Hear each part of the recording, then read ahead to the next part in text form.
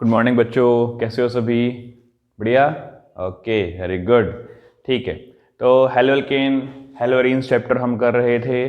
पिछले लेक्चर में हमने किया था IUPAC नेमिंग और कॉमन नेमिंग के बारे में, और हमने लास्ट में डिस्कस किया था कि कॉमन नेमिंग को हम आयोनिक कंपाउंड के रेफरेंस के तौर पे लिखते हैं। तो ऐसा क्यों करते हैं उसके बारे में जानते हैं।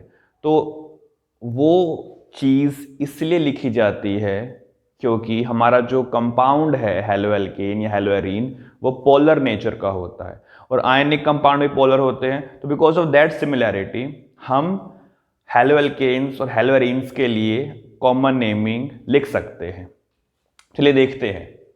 ओके, तो यहां पर हम बात करेंगे नेचर ऑफ CX बॉन्ड। ठीक है, और जहां पे X का मतलब मैंने कल बताया था, जो कि हेलोजन होता है। हेलोजन्स कौन कौन से होते हैं? Fluorine, chlorine, bromine, iodine. यानी कि मैं बात कर रहा हूं CF बॉन्ड के बारे में, CCl बॉन्ड के बारे में, CBr बॉन्ड के बारे में, और CI बॉन्ड के बारे में। तो हम इन बॉन्ड्स को डिस्कस करने वाले हैं। समझ के सब बात ये वाली? ओके, तो ये बॉन्ड कैसा है? तो जो CX बॉन्ड है हमारे पास, वो पोलर नेचर का होता है, तो that is a polar bond. अब ये बॉन्ड पोलर क्यों होता है वो देख लेते हैं। ठीक है, तो चेक करते हैं कंडीशन फॉर पोलैरिटी, कि पोलर होने के लिए कंडीशन क्या चाहिए। पोलर क्या होता है? मान लीजिए कि मेरे पास एलिमेंट X है, वो एलिमेंट Y से जुड़ा हुआ है। तो अगर एलिमेंट X और Y पे चार्जेस सेपरेट हो जाते हैं, so when in a molecule there are separation of charges, तो उस मॉलिक्यूल को हम कहते हैं पोलर मॉलिक्यूल, और जो उन एटम्स के बीच में बॉन्ड बना हुआ है उसको हम कहते हैं पोलर बॉन्ड। तो ध्यान देंगे, यहां पे X और Y के बीच में चार्जेस सेपरेट हो गए हैं, तो जो X और Y का बॉन्ड होगा इसे हम कहते हैं पोलर बॉन्ड। ठीक है, तो अब सवाल ये उठता है कि चार्जेस सेपरेट क्यों होते हैं, ये पॉजिटिव क्यों आ रहा है, नेगेटिव क्यों आ रहा है। हम ये जानते हैं कि bond is formed by sharing of electrons, है कि नहीं? कि एक कोवलेंट बॉन्ड जो है इलेक्ट्रॉन्स के शेयरिंग से बनता है। यानी कि X और Y में ये जो बॉन्ड है इसको मैं इस तरह से रिप्रेजेंट कर सकता हूं, this is a pair of electron. ठीक है, ये हमारे पास क्या है? Pair of electron. अब अगर इलेक्ट्रॉन किसी एक एटम की तरफ ज्यादा टाइम स्पेंड करते हैं तो उस एटम पे नेगेटिव चार्ज आएगा। तो मान लेते हैं कि ये इलेक्ट्रॉन पेयर Y की तरफ जाना चाहते हैं, तो ये कुछ इस तरह से हमें ऑब्जर्व होगा। अब ये पेयर ऑफ इलेक्ट्रॉन Y की तरफ ज्यादा टाइम स्पेंड कर रहा है, तो Y पे जो चार्ज आ जाएगा वो नेगेटिव का आ जाएगा, और X पे क्या आ जाएगा? पॉजिटिव का चार्ज आएगा। तो Y के पास ऐसी क्या टेंडेंसी है या क्या कैपेसिटी है कि इलेक्ट्रॉन को अपनी तरफ खींच सकता है? वो Y के पास है मोर अट्रैक्टिंग पावर।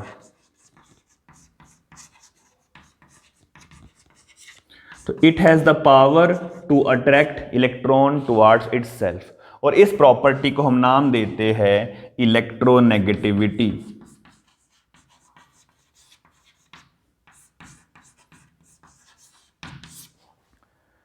तो Y इज इलेक्ट्रोनेगेटिव एलिमेंट।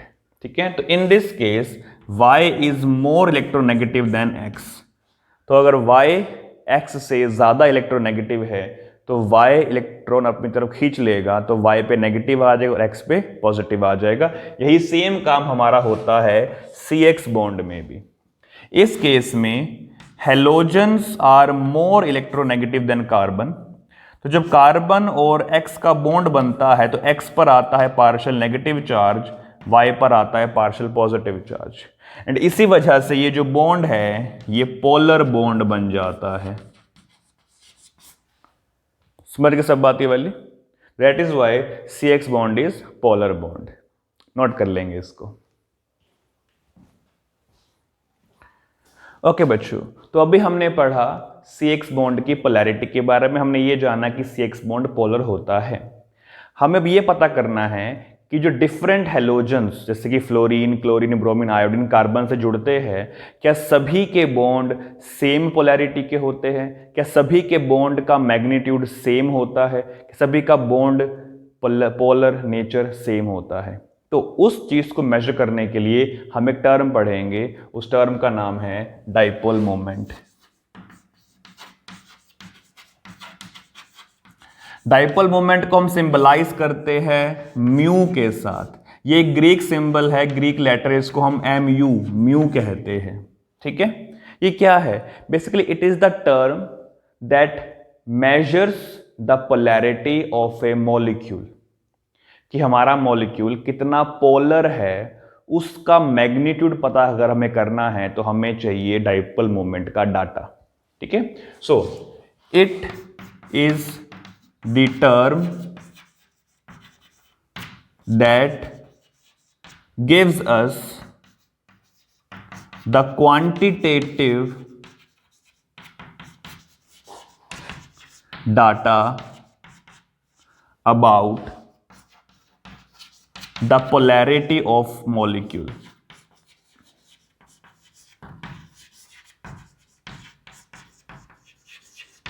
ठीक है, अगर म्यू इक्वल टू 0 है तो जो हमारा मॉलिक्यूल होगा वो नॉन पोलर होगा। बट अगर mu is not equal to 0 तो जो मॉलिक्यूल होगा वो पोलर होगा। तो हम कैसे मेजर करेंगे किसी मॉलिक्यूल की पोलैरिटी? तो उसके लिए हमारे पास एक फॉर्मूला होना चाहिए। तो म्यू इक्वल होता है चार्ज इनटू डिस्टेंस के। क्यों चार्ज है? कौन सा चार्ज है? कि जब किसी मॉलिक्यूल में डिफरेंट एटम्स जुड़े होते हैं और उन डिफरेंट एटम्स की इलेक्ट्रोनेगेटिविटी भी डिफरेंट होती है तो चार्ज सेपरेट होते हैं। तो जो चार्ज, जो पर्टिकुलर चार्ज उस एलिमेंट पे अपीयर होगा वो इक्वल टू Q होगा। तो it is the charge that appears after separation of charges.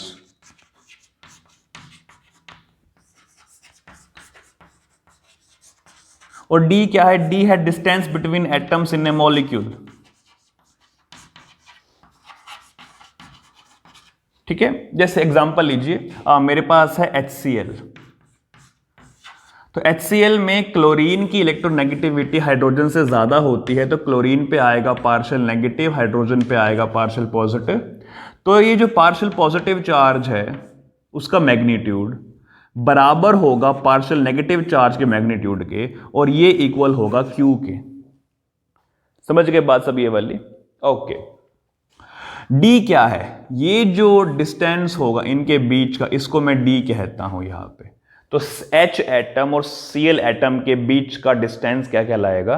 D कहलाएगा। ठीक है, तो Q अगर ज्यादा है किसी मॉलिक्यूल में, D अगर ज्यादा है मॉलिक्यूल में, तो ऑब्वियस ही बात है उस मॉलिक्यूल का डाइपोल मोमेंट भी कैसा होगा? ज्यादा होगा। ये तो बात हुई मॉलिक्यूल की।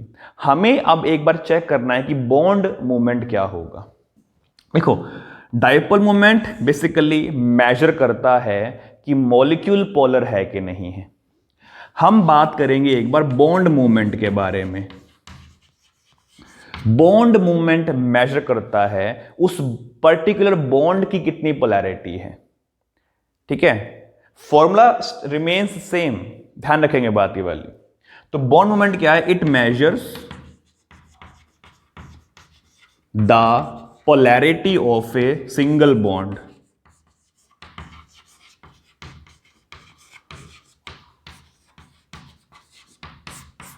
ठीक है, समझे बात ये वाली कि एक सिंगल बॉन्ड की पोलैरिटी मेजर करता है ये।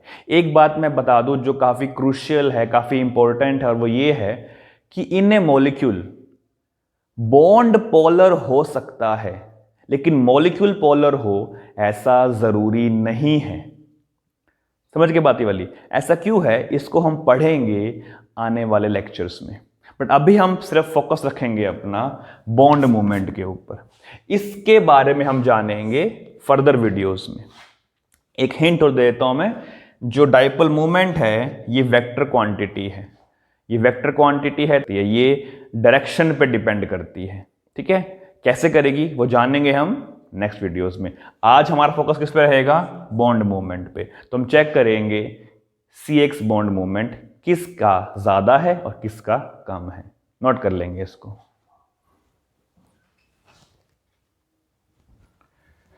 तो चलो बच्चों, अब कंपेयर करते हैं bond movement halogen carbon bonds के। ओके, तो मेरे पास है बॉन्ड मूवमेंट जो हम मेजर करने वाले हैं। ध्यान रखें फॉर्मूला वही रहेगा Q इंटू डी। ठीक है, तो CF बॉन्ड मेरे पास है, CCl बॉन्ड मेरे पास है, CBr बॉन्ड है मेरे पास, और CI बॉन्ड है मेरे पास।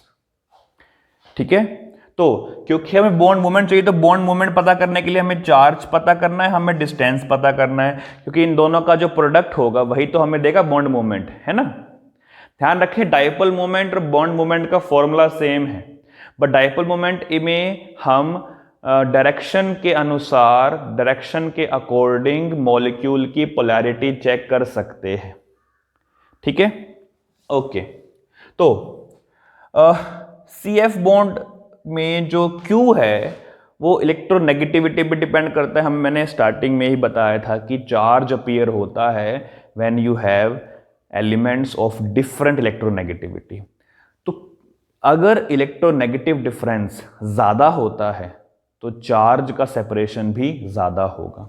तो I can say one thing here that Q is proportional to difference in electronegativity, कि दो एलिमेंट्स जो कंबाइंड है आपस में, उनकी इलेक्ट्रोनेगेटिविटी में अगर डिफरेंस ज्यादा है तो Q की वैल्यू भी ज्यादा होगी। ठीक है, तो as we know that fluorine is the most electronegative element of periodic table. तो जैसे जैसे मैं फ्लोरीन से क्लोरीन, क्लोरीन से ब्रोमीन और ब्रोमीन से आयोडीन पे जाऊंगा तो इलेक्ट्रोनेगेटिविटी कम होती जाएगी, बट कार्बन की इलेक्ट्रोनेगेटिविटी तो सेम रहेगी। तो कॉन्सिक्वेंटली इलेक्ट्रोनेगेटिव डिफरेंस भी डिक्रीज होता जाएगा। इसको एक बार मैथमेटिकली चेक कर लेते हैं, ध्यान देंगे।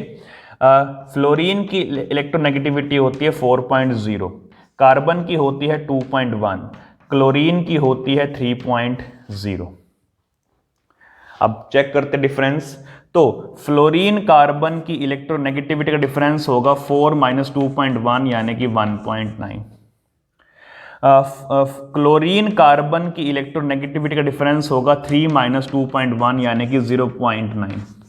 तो as you can see here कि फ्लोरीन कार्बन में इलेक्ट्रोनेगेटिव डिफरेंस काफी ज्यादा है, तो ऑब्वियस सी बात है उसका Q भी कैसा होगा? ज्यादा होगा।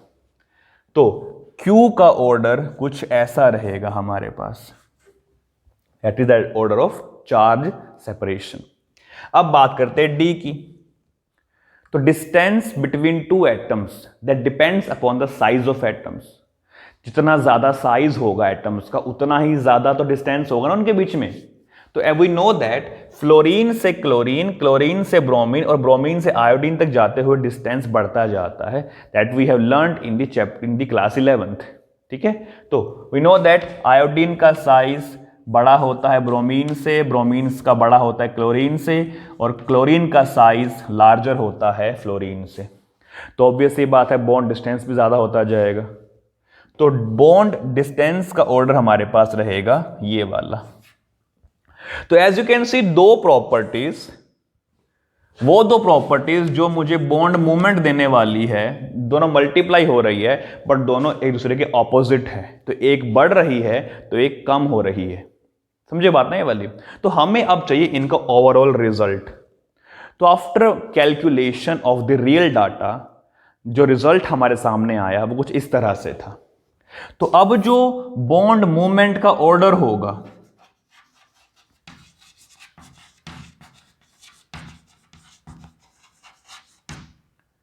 that comes out to be CCl is more than CF, more than CBr, more than CI. So that was the bond moment order comes out to be after calculation of this data. and the data was obtained experimentally. Theoretically we can't predict that one because we don't know their magnitudes. तो अगर हमें इनके magnitudes दिए गए हो तो हम ये रिलेशन पता कर सकते हैं। समझे बात ये वाली? तो उसे नोट कर लेंगे। ओके बच्चे, तो आप अपने स्क्रीन पर एक डाटा देख पा रहे होंगे। यहाँ पर टेबल बनी हुई है। इस तरफ हमारे पास है सभी हेलोजेंस की बॉन्ड, यहाँ हमारे पास है बॉन्ड लेंथ। तो as you can see bond length तो इंक्रीज होगी ही होगी, क्योंकि फ्लोरीन से आयोडीन तक जाते हुए साइज इंक्रीज होता है। अब अगर बॉन्ड लेंथ इंक्रीज होती है तो बॉन्ड स्ट्रेंथ डिक्रीज होती है। ठीक है, we know that relation bond strength is inversely proportional to bond length. अगर बॉन्ड लेंथ इंक्रीज होगी तो बॉन्ड स्ट्रेंथ डिक्रीज होगी। बॉन्ड स्ट्रेंथ का मेजरमेंट कौन करता है? Bond enthalpy. यानी कि सीआई बॉन्ड को तोड़ना आसान है as compare to C F bond. और यहां पर दी है डाइपोल मोमेंट। तो as you can see CCl का डाइपोल मोमेंट या बॉन्ड मोमेंट सबसे ज्यादा है, उसके बाद CF का है, देन CBr का एंड देन CI का। तो इस डाटा से मैं क्या इंटरप्रेट कर सकता हूं? क्योंकि बॉन्ड एंथैल्पीज डिक्रीज होती जा रही है तो बॉन्ड जल्दी ब्रेक होगा, और अगर बॉन्ड जल्दी ब्रेक होगा तो वो रिएक्शन में भी जल्दी पार्ट लेगा। तो अगर मैं इस बॉन्ड को या इस स्पीसीज को रिएक्टिविटी के बेस पे अरेंज करता हूं तो क्या बनती है? तो रिएक्टिविटी हमारे पास होगी CI will be more reactive, then CBr more reactive, then CCl more reactive than CF. This is the reactivity order. समझ के बात ये वाली। और अगर मैं C को रिप्लेस करता हूं R के साथ, यहाँ पे R क्या होगा? कोई भी कार्बन की चेन हो सकती है। ठीक है, तो Ri is more reactive than RBr, more reactive than RCl, more reactive than RF, और यहां पे R का मतलब है कार्बन चेन।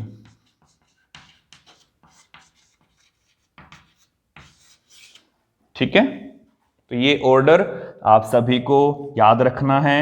कॉम्पिटिटिव एग्जाम्स में पूछा जाता है, बोर्ड एग्जाम में भी पूछा जाता है, नोट कर लेंगे।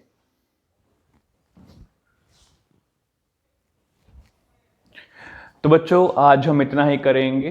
हमने आज सीख लिया है बॉन्ड मूवमेंट के बारे में, डाइपोल मूवमेंट के बारे में, और बॉन्ड मूवमेंट और डाइपोल मूवमेंट में क्या डिफरेंस होता है। नेक्स्ट लेक्चर में हम पढ़ेंगे how to prepare haloalkanes and haloarenes from other compounds. That means we will discuss about preparation of these compounds. ठीक है, तो stay tuned and stay healthy, be safe, bye to all.